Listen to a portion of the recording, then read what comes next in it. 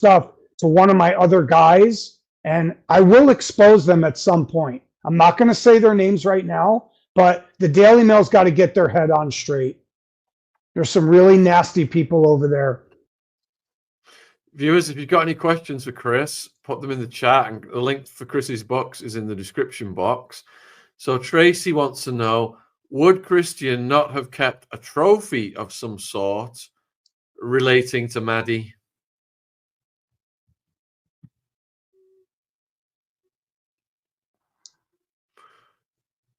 Did you get the question, Chris? A trophy in the beginning and then got rid of that trophy. We don't know that he kept something from her all these years. And look, if the Germans are saying they might have something, maybe they do, and they don't want to tell us. So it's possible that he does have something from her. I think he likes to play cat and mouse because he put those memory sticks under his dead dog, which he knew a cadaver dog would hit on. Instead of just burning them or completely destroying them, he's kind of like teasing the police.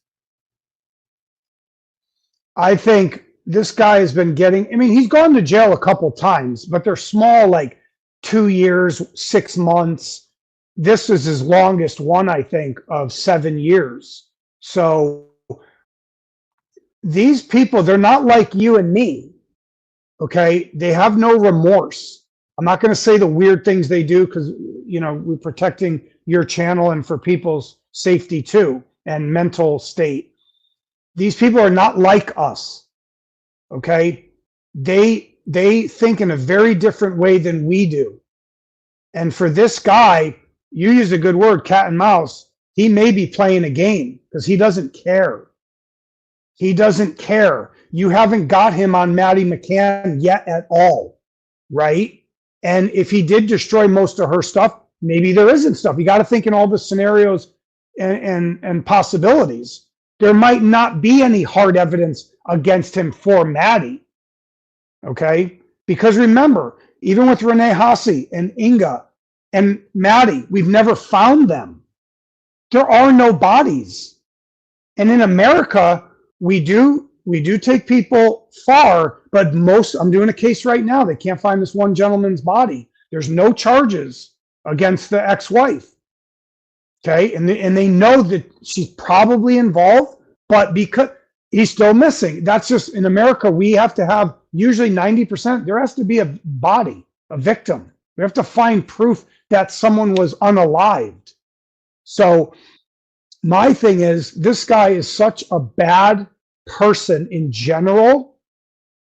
I would say, and I've seen this on other lawsuits, I don't care what you have to do. You find the law that he is violating, and you find as much evidence as you can, and I would try him. I would arrest him and try him. They have immunity. He can't sue the prosecutor later on. It's impossible. I would take him to trial, tell the story, and do it for Maddie. I mean, what are we going to do for Maddie? We're just going to let it keep going forever. It's very similar on John Bonet. You know, do something. Stand for something. Okay? So I think other stuff will come out too, but this guy's prime suspect #1, period. End of story. Helga Bushing, look up Helga Bushing. He had tipped off. He knew Brueckner. He had tipped them off years ago. Okay?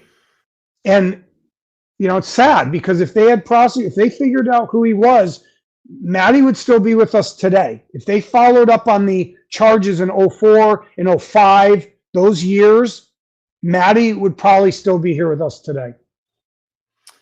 I'll take this next question because a few people have asked me, how do I know a cadaver dog would hit on the corpse of a canine?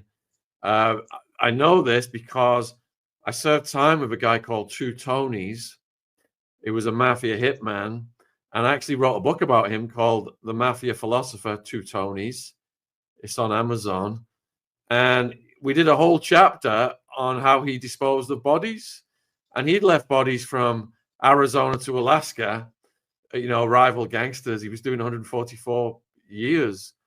And he said one of the tricks was they would bury a body, deep, and then a few feet above it, they'd Right. bury a dead dog, and then Right. the cadaver dog would come out. It hit on that spot, and when they found the dead dog, they wouldn't dig any deeper to find the human corpse. But he said his boss in the Bonanno crime family, they just invested in funeral home crematoriums, and they'd have like double-decker coffins. So they'd have a corpse would be on the top that was supposed to be buried, and then one of the guys they whacked would be going in on the bottom of the coffin. That's crazy. And yeah. So that's a good tip. This is not a how-to, folks.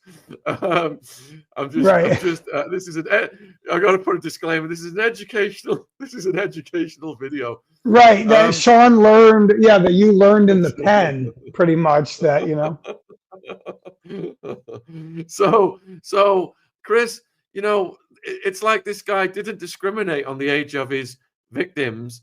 A granny could wake up in the middle of the night and he'd be in the corner of the room with a gimp mask on, or he could be snatching a little girl from a playground.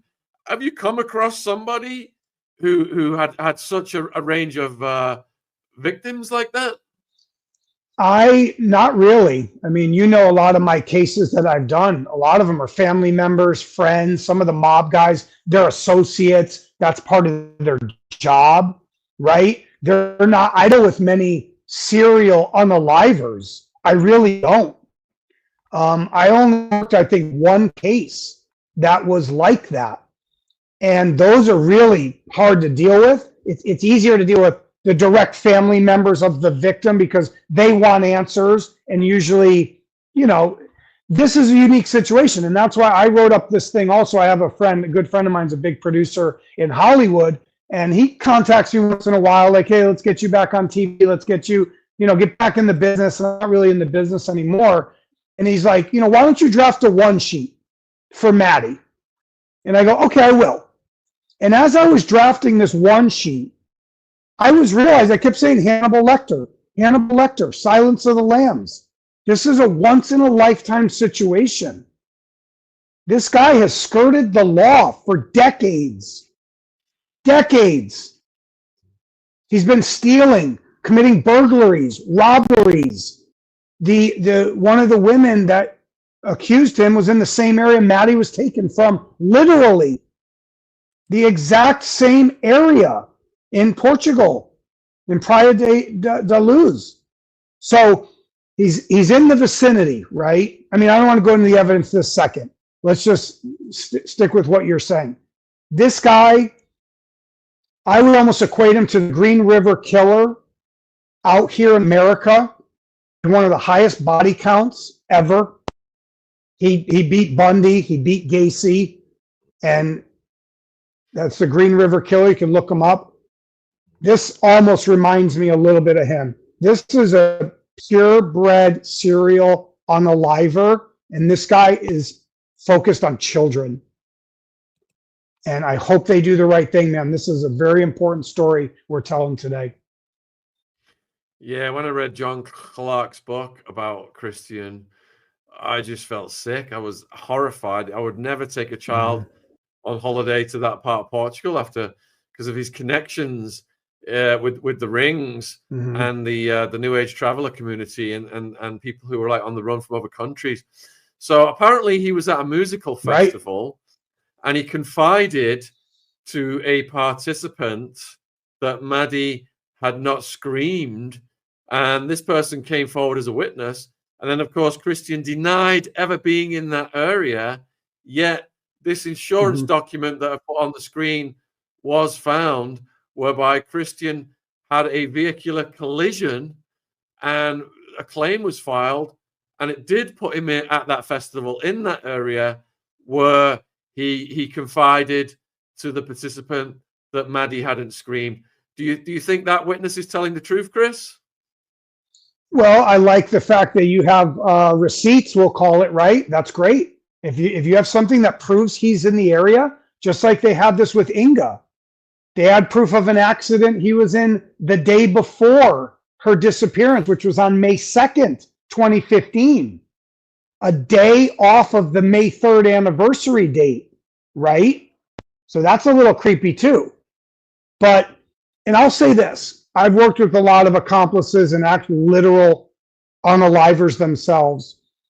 I do believe he may have said that because they like to brag. And they'll brag in a way that you don't know what they're talking about. It'll come out years later, right? So if he says, yeah, she didn't scream, and the person looks at him and is like, are you joking? Like and he's got them. And they love that. They love it. You don't know if he's coming or going. He gets to spook you a little. He gets to tease it a little. They want to talk. Humans have a very hard time holding secrets. They will say them in different ways. And that's why I think Helga Bushing, and I think he was a criminal too, I guess, small, petty criminal. But you give that guy credit. He kept calling Scotland Yard, Metro London Police, whatever you want to call them. He had did it on the 10-year anniversary. He said, look, they didn't listen to me at first, so I called again. And then they started to listen to me. I think Helga Bushing is one of the key people that got the Germans to really look at Brueckner between 2017 and 2020.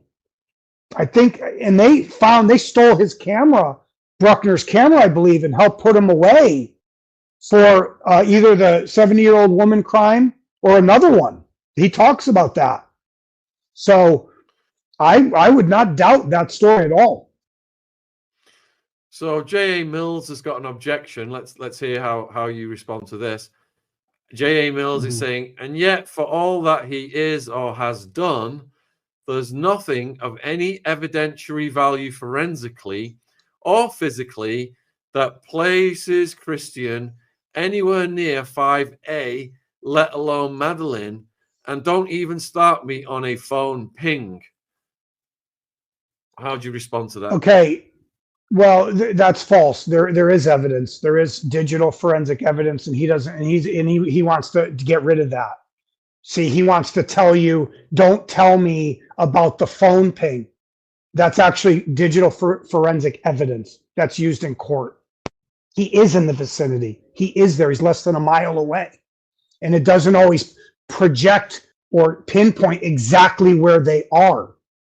If Christian Brueckner was in a different country, cool. You got it. Sounds good, right? Okay. So the suspicion of him. Now the DNA, he's partially correct. The DNA, when they're hitting the window or whatever at Maddie's room, they don't have his DNA, supposedly, right? And there was some mix up about how they were doing that and that the crime scene was contaminated somewhat also. But this is what I would say to Mr. Mills. I don't care about the evidence. If I feel he did it, you investigate it all the way until he proves he didn't do it. And I'm not a judge. I'm not the court, right? I'm not the cops. I can't arrest him. So I respect the question, but I'm saying, and look, we don't know what the German authority, obviously they have something. The Walters guy wouldn't have gone on CBS 48 Hours in Germany, right? And said, we have reason to believe this is the guy. He said it with conviction. So we will see what they have, you know, in Mr. Mills's case of hard evidence. Let me just do a quick poll on the viewers then. Viewers, put a 1 in the chat if you think Christian B was involved in the disappearance of Madeleine McCann. Put a 2 in the chat if you think Christian B was not involved in the disappearance of Madeleine McCann. And, you know, we interviewed Hazel Behan, I think it was yesterday morning, actually, and she was a survivor of Christian B, and she had been R-worded. She had been R-worded by him in that vicinity, and he'd broke into her flat 2 weeks before he R-worded her. So he was up to all kinds of crimes in that vicinity. Right, I have it here. Praia da Roca, I believe. She was in 2004, right? I think her case was 2004. This is the young Irish woman, right? Yes. And this is just east of Praia da Luz, right? This is close. Yep. Okay, Yep. this area. Now also watch, I'm glad we're going there because I have my timeline here, some of my notes. Season 04, in 05, literally in Praia da Luz, this is where the 72-year-old woman is attacked and filmed. Okay, now in that year, now there's a little discrepancy whether it's 05 or 06. There's a teenage girl filmed by him. This might be the one that they found the tape that Helga Bushing found. And where was she? Praia da Luz. Again, he is here in the town. He is in the vicinity, the immediate vicinity. Okay. Then he's arrested and convicted for theft of fuel in Portugal in 06. Now here comes 2007. A young girl is assaulted on a beach in Salema, Portugal, just west of Praia da Luz. Okay, very close to Maddie's kidnapping. Madeleine Mccann disappears from Praia da Luz, May 3rd, 2007. Okay, all these things are building up. He's active. He's there.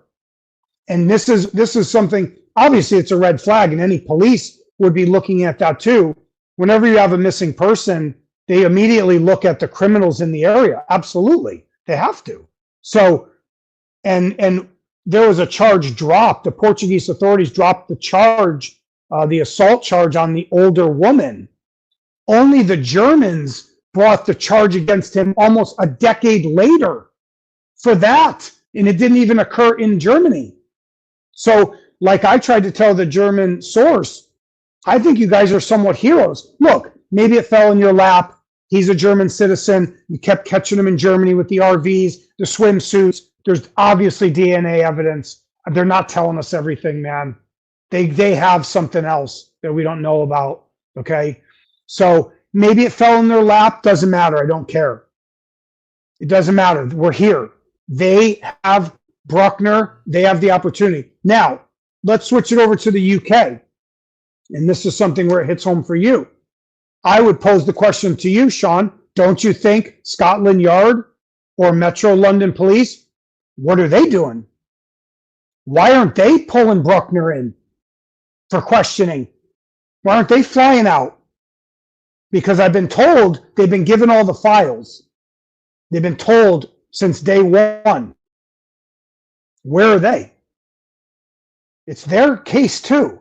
So whether they have to team up or whose jurisdiction, you know, the McCanns want justice, right? So their lawyers should be all over Brueckner until there's some hard alibi or something that really says, okay, no, we don't think he did it. That is not the case right now. So my understanding is that Brueckner has refused to ever talk about this case to anyone. Doesn't matter. We're not asking him for permission. You still put him in a room. You still question him. You make him whatever their version of the Fifth Amendment is. Let him plead it. You film him. You record him. You talk to him. I don't care if they sit there for 3 hours and don't say a word. I've done very high profile cases, very dangerous cases. You don't ask for permission. You have to be predatory. So Mills is back saying that Christian was cleared of any involvement of anything to do with Inga, and that's not true. That's not true. With Hazel being, Christian was cleared of that as well, but it doesn't mean he didn't do it. I think. He's not cleared. Hazel. Yeah. No, the judge said cleared. Yeah. The judge said that Hazel couldn't possibly identify him through his eyes, or the prosecutor said he couldn't possibly be identified through something ridiculous. And he was acquitted on all charges. And this guy knows how to play the system. Didn't they have DNA of her? Wasn't there DNA? Did they never test her for the DNA on her? They completely trashed the crime scene. They took her right back to the crime scene. They brought everybody in there and completely trashed it. And the whole thing was an absolute fiasco. the cops were following her around after the incident to see if she was sleeping around so they could discredit her because they were worried it was affecting tourism coming to Portugal. Yeah. Well, there should have been DNA. I won't say the word. There's the kit. They should have had that done. There would have been DNA from Brueckner on her physically, okay, in multiple areas. Touch DNA. I mean, her year, the DNA is pretty advanced in '04. You know, it's pretty good. It's better today than 20 years ago. But so, and look, when we say cleared, when we say evidence, these are loaded terms. So yeah, maybe to J.A. Mills, hey, and I don't know why you're sticking up for him, bro. I don't know what your deal is. So, and I'm not going to attack Shaun's fans. You want to have a conversation with me? Email me, hopscotchfree101@gmail.com. I don't know what you're sticking up for him. So our previous guest, Professor Hamamoto, he is likes the theory of Lucian Freud being connected to her disappearance. And Sky is asking for your thoughts on that one. Never heard of him. Never even heard the name. All right, I'll go to the next question then. Michelle wants to know, have the cops found and viewed any of his videos with young children in particular? I mean, he got busted snatching a kid or trying to do something to a kid in a park. I don't know whether he filmed that and that's what caused him to get arrested. I think that might have been the case. Is that what happened in that case, Chris? Is that what the evidence was? Which one are we talking? Well, it depends what year we're talking. I'm looking at the timeline here. Now they find videos in 2014 at his apartment. He is sentenced to 15 months. Okay. He gets out. He is out of jail in 2015 when Inga is taken. And he has that car crash that puts him 50 miles away in Germany. He's 50 miles, I believe, south of the town. Wilhelmshof. I'm sorry if I'm slaughtering the name of that town. In 2016, they find more videos on flash drives and photos. This is the abandoned warehouse. There are full videos and pictures of young people with him, by him, and by other people. So the answer is yes. There is a lot of evidence of him with other young people. So Lena has put a few comments in. Let's get your thoughts on these. So Lena has said, one problem, the Portuguese police didn't check his mobile connections in 2007. They didn't do a very good job. They didn't even search for that kind of criminal in that area. And she adds, I trust the German prosecutor who said he has enough evidence to be sure that Brueckner did do it. I'm with her in a way, yeah. I mean, they obviously botched the case. And look, I'm not bashing the Portuguese authorities. Let me say this, look, even though he's a mile away, he had a little house, he had 2 properties in Portugal. He was going back and forth because one was a crime was committed in one and he committed a crime in the other one, okay? He's obviously very close by. When he takes Maddie, right, and he walks her away, whether to his van that's waiting by, he had a van, right? Then he had an RV, he had different vehicles, right? I believe he had a van in Portugal. Even if he goes back to his property with her, how do they know to find him? They really don't, right? No, with his past criminal, if he wasn't being arrested and they didn't know who he was, the problem is the couple years before, he definitely should have been looked at. Because when I'm looking at the timeline, the woman you interviewed, the Irish woman, that's 3 years before Maddie. The older woman is 2 years before Maddie. Okay? So if she had said, oh, this is who he is, I don't know if she knew who he was then. You know? And then also, he is filmed with the teenager in 06, 05, 06. There's confusion of exactly when it was. And they have footage of that. Now the question is, did they get that later? Which they probably, I think they did from Helga Bushing. So they may not have known to look. I'm not blaming the Portuguese authorities. Okay, it's like a needle in a haystack. It's like mind reading sometimes. The girl goes, disappears. Where do we look? Yeah, we're going to get the dogs out. Yeah, we're going to bang on everybody's doors. You know, so unless they knew who he was already, are they going to go bang on his door? And they probably would have found her. Or is he in the van, drives her 10 miles away? You know, he has the advantage at that point. It's almost not a needle in a haystack, but it's pretty close. So in real time is what I'm saying. Like in 2000, that night, that next day, that next week. I mean, this went on for like years, right? You know that. They were searching dams, reservoirs, rivers, the beach. To me, I'll be real honest, I think Maddie was put in the ocean. It's very hard. It's not extremely hard to get rid of a body. My theory, my feel is that she was put in the ocean and that she's gone forever. All right. So like you said, people get emotionally invested and tensions rise around in this case, but everyone's entitled to their opinions. We welcome all opinions. We've tried to look at a range of different opinions on this channel. So everyone's fine in the comments. Chris has got thick skin. And Lindsay is wondering about the confession Christian made to his cellmate. Are you aware of that story, Chris? Was that published recently, or when does that come out? No, I'll read it to you then. So this came out last year, and it said a German detective confirmed reports that Christian has claimed he confessed to child abduction. At a hearing in a court on Wednesday, a former inmate in the same prison as Christian claimed he had told him about various R-wordings and convictions he had carried out. Codin was giving evidence in an unrelated case involving Brueckner, claimed he was told by the suspect that he had R-worded young girls near Hanover and had abducted a girl in Portugal. Codin alleged Christian had asked whether sniffer dogs could detect children's bones if they were hidden underground. Detective Nico Mueller, who works with Germany's BKA, the equivalent of the FBI, confirmed that Codin had made the allegations.